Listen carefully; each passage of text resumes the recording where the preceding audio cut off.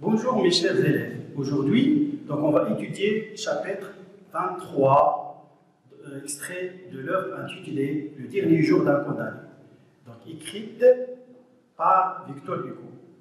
Cette leçon est destinée à la première année lettres, sciences et lettres humaines. Présentée par Saïd Ehhi du lycée qualifiant Mortasoussi, Ourika, la direction provinciale House, l'académie régionale, académie Marrakech Safi. On va commencer par l'étude du chapitre numéro 3. C'est un chapitre qui va évoquer la rencontre entre le frioche et le narrateur. On a vu qu'après avoir transféré de palais de justice au palais de justice, le narrateur rencontre le frioche. Qui est ce frioche-là? C'est une personne qui va occuper la place du condamné. Après avoir été transféré au palais de justice, c'est la situation du passage, le narrateur rencontre l'autre condamné qui occupera sa suite. Il va occuper sa place. Tout au long de cette rencontre qui a duré quelques minutes, on va dire un quart d'heure, le narrateur essaye de nous présenter ce personnage-là sur le plan physique et sur le plan moral.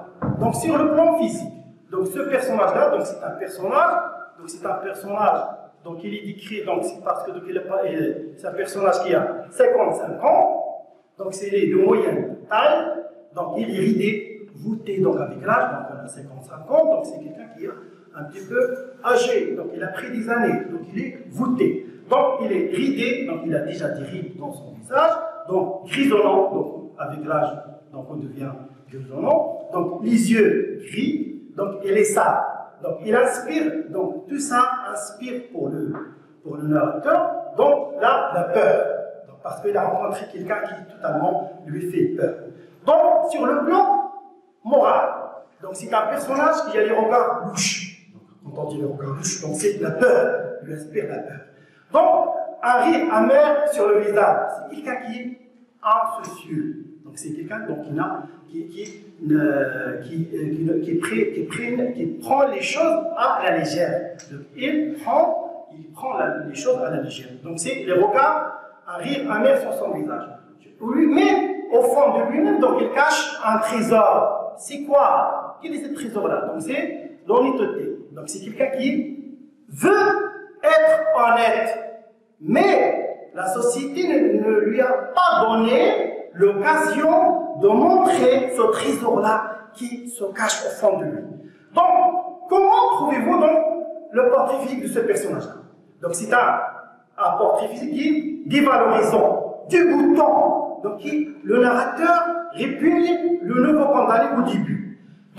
Quelles sont les impressions à propos de ce portrait moral? Est-ce que le frioche est vraiment une mauvaise personne? La question qu'on va poser, est-ce que vraiment cette personne-là est mauvaise?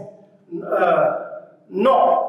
C'est un criminel. C'est un criminel pauvre, sale, habitué au cachot, ça veut dire au sud. Mais il a un bon cœur. Qui montre ça à partir du texte? C'est quand il a dit « Je voulais être honnête ». Lui, il est victime de la société. C'est quelqu'un qui est victime de la société, parce que la société rejette toujours certaines personnes. La société n'accepte pas tout le monde. À chaque fois qu'il a dit, on n'accepte pas la différence. C'est ça le problème. Puisque il a passé par la prison, il essaie de le rejeter. Il est devenu comme quelque chose qui n'a aucune importance. On le rejette. Physiquement, le frioche est un vieux condamné, dégoûtant et sale.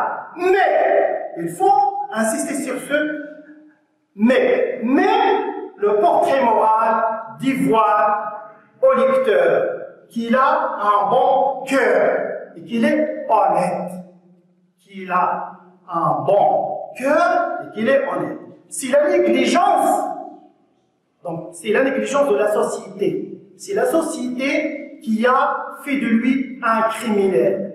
Donc c'est la société qui a fait de lui un criminel. Donc après l'étude de portrait physique et moral de ce personnage-là, donc on va passer à une technique employée par Victor Hugo dans ce roman-là, donc pour essayer de nous faire introduire un autre argument pour renforcer sa thèse. Donc pour renforcer sa thèse. Donc c'est la technique, le récit dans le récit, ou bien ce qu'on appelle la mise en abîme. La mise en abîme. Donc c'est quoi le récit dans un récit? Donc il y a deux récits. Donc le premier récit donc, est raconté par le narrateur, le condamné, par le narrateur. Le deuxième donc, est raconté par qui? Donc par le frioche. Le frioche. Le frioche, donc c'est celui qui va occuper la place du narrateur après avoir été transféré vers la place de la grève, donc là il va être condamné à mort. Donc, on a dit que c'est la mise en abîme, c'est le récit dans le récit, donc on va poser des questions et on va répondre. Qui parle dans ce passage? Au début, c'est le narrateur, le condamné à mort. Donc, de le passage, on va commencer par « je ne sais à quoi je pensais ». Donc, jusqu'au à mon héritier. Donc, tout au long de ce passage-là, donc c'est le condamné à mort qui parle. Donc, c'est lui qui parle. Donc, il essaie de raconter de les souffrances, et de ce qu'il voit, de ce qu'il sent, toutes les choses ce qu'il a vécu dans cette cellule et tout au long de son emprisonnement. Mais, qui parle, donc on va poser la question, c'est le condamné à mort. Donc le personnage principal, le personnage principal de l'œuvre. Donc les indices qui le montrent, on va les relever à partir du texte. Donc, en employant au niveau de l'énonciation, je, mais, mon. Donc ici, c'est qui montre que c'est le personnage principal qui parle. Donc maintenant, on va prenons le passage qui débute par « Voilà mon histoire ». Donc voilà mon histoire jusqu'au fermer les portes. Donc ici, on va entrer dans une autre histoire, celle du frioche. Donc, qui parle dans ce passage? Est-ce que c'est le narrateur qui parle? Bien sûr, non. C'est le deuxième condamné, c'est le frioche. Donc, c'est le frioche qui parle. Est-ce que le jeu représente ici le premier condamné? Bien sûr, non. C'est le frioche. Le deuxième condamné, le personnage secondaire. Donc, le personnage principal, donc bien le narrateur principal, donc c'est le condamné à mort, mais il a un autre personnage qui est momentané, donc ici de passage. Donc Victor Hugo, il va se servir de ces personnages pour renforcer sa thèse. Donc il va renforcer sa thèse, c'est de plaider en faveur de ces gens qui sont les victimes de la société à l'époque. Donc c'est des gens qui sont victimes de la société de l'époque. Donc, qui parle, on a dit que c'est le passage, donc c'est le narrateur qui parle, non, c'est le dernier, c'est le deuxième condamné, le frioche. Est-ce que le jeu représente le premier condamné? Non, c'est le frioche. Le deuxième personnage secondaire. Donc, si dans l'histoire, le récit dans le récit, c'est l'histoire d'un frioche dans celle du narrateur. C'est l'histoire du Frioche dans celle du narrateur. C'est un narrateur momentané. Donc c'est un narrateur momentané. Le personnage principal s'efface. Donc quand on dit s'efface, ça veut dire il lit sa place. Donc il s'efface pour donner sa place à un autre personnage qui va renforcer la thèse de l'auteur. Qui va renforcer la thèse de l'auteur, c'est de combattre pour supprimer ou bien abolir la peine capitale. Donc pourquoi la question qui se pose, pourquoi le narrateur laisse-t-il le nouveau condamné raconter son histoire? Donc c'est premièrement pour émouvoir le lecteur. C'est pour émouvoir le lecteur et susciter la pitié de son interlocuteur. Donc c'est pour émouvoir. Donc des exemples, à 6 ans. Donc c'est quelqu'un qui donne à 6 ans, je n'avais ni père ni mère.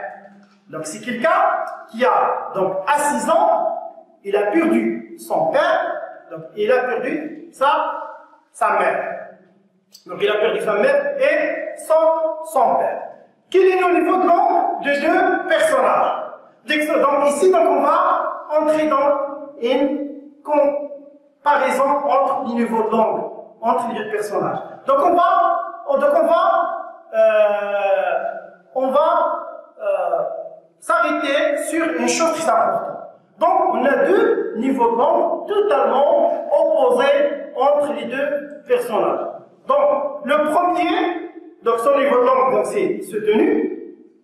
Donc c'est quelqu'un qui est cultivé, qui a une certaine culture. Donc quelqu'un qui utilise un langage correct. Donc c'est un homme éduqué. Le deuxième, donc il a employé l'argot. Quand on parle d'argot, on parle d'un langage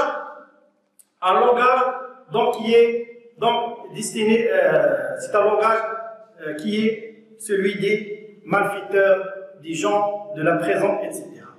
Donc, au niveau de la construction des phrases, donc la construction des phrases, donc des phrases longues, donc complexes, bien structurées,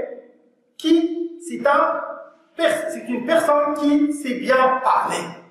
Donc, on parle ici du condamné à mort, le premier condamné, le narrateur. Le deuxième, donc des phrases rapides, des phrases abrégées, successives. Donc, c'est un homme illettré sans style. Donc, le narrateur, donc si on fait une synthèse donc pour ce qu'on a vu, donc le narrateur c'est de la parole au frioche, donc pas raconter son histoire, c'est un récit enchâssé. Donc c'est un récit, donc le récit. Donc dans ce chapitre-là, donc pour conclure, donc dans ce chapitre-là, le narrateur relate sa rencontre avec le frioche, il nous présente son portrait physique et moral.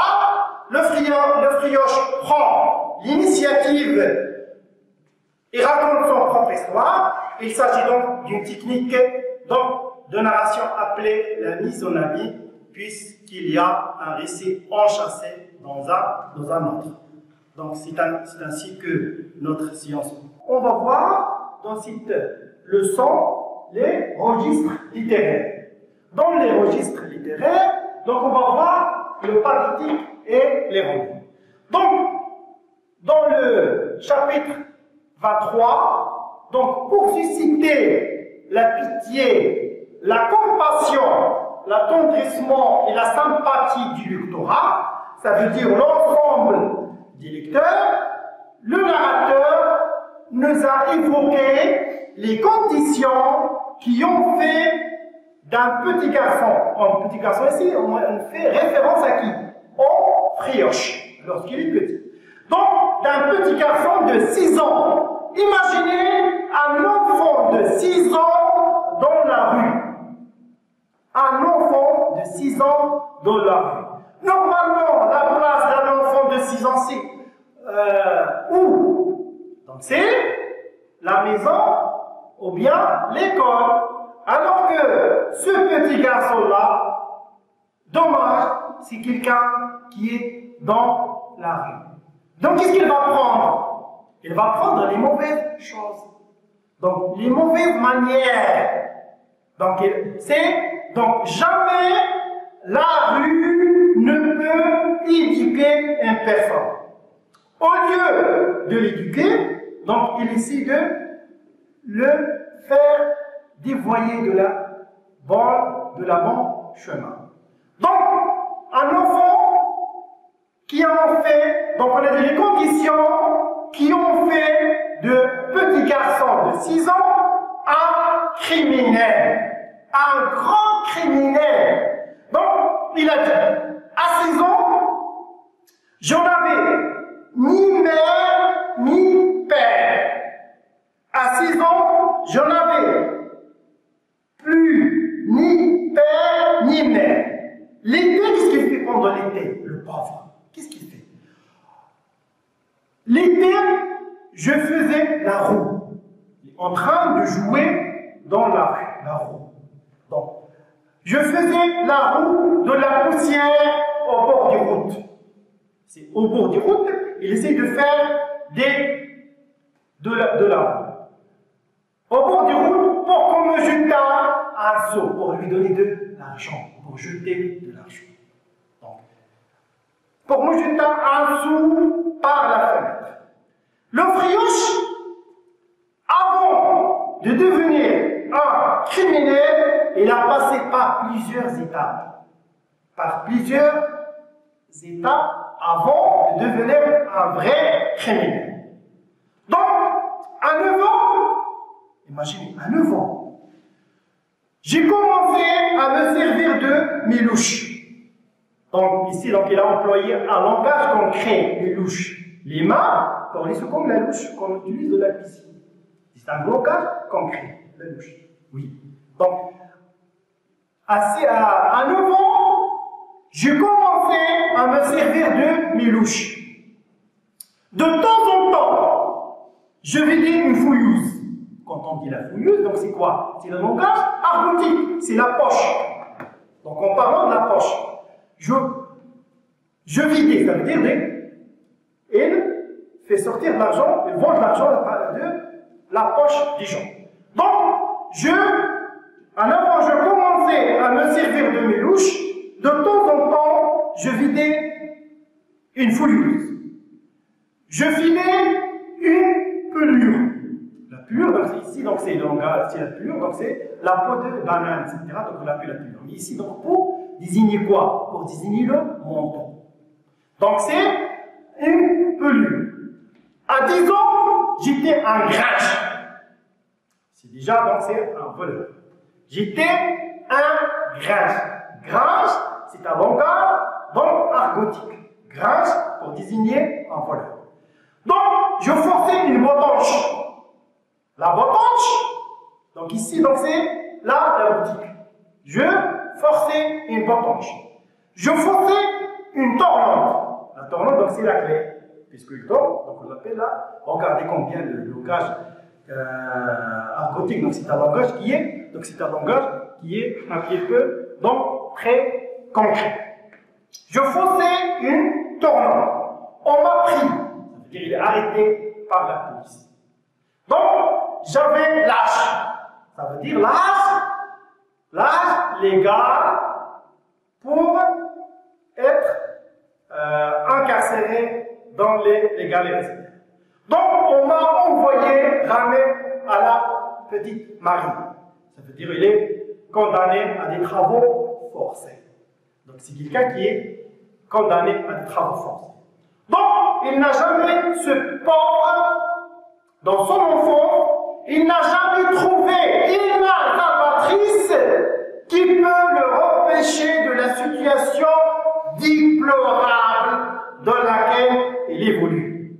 Le pauvre, il n'a jamais trouvé une main salvatrice qui peut le sauver, qui peut le sauver de la situation déplorable, ça veut dire très très mauvaise, déplorable, dans laquelle elle évolue. Dans laquelle elle évolue, donc après avoir passé en revue les conditions inhumaines du frioche, les conditions inhumaines, ça veut dire de lesquelles on ne peut pas évoluer. Donc, le narrateur renforce ces arguments donc, pour nous pousser à réfléchir à ces gens-là. Donc, c'est renforcer ces arguments par les champs lexicaux de la souffrance. Tout au long de son récit, donc, il n'y a que la souffrance, la douleur. Donc, il essaie de nous émouvoir. La souffrance et la douleur. C'est un enfant qui a goûté toutes sortes de souffrances et il ne cesse pas de les en goûter. Donc c'est quelqu'un, ici donc on a évoqué une partie de la vie de ce personnage-là, donc qui a trop souffert de toutes les choses dont on a besoin dans notre enfance. Donc il est privé de son enfance.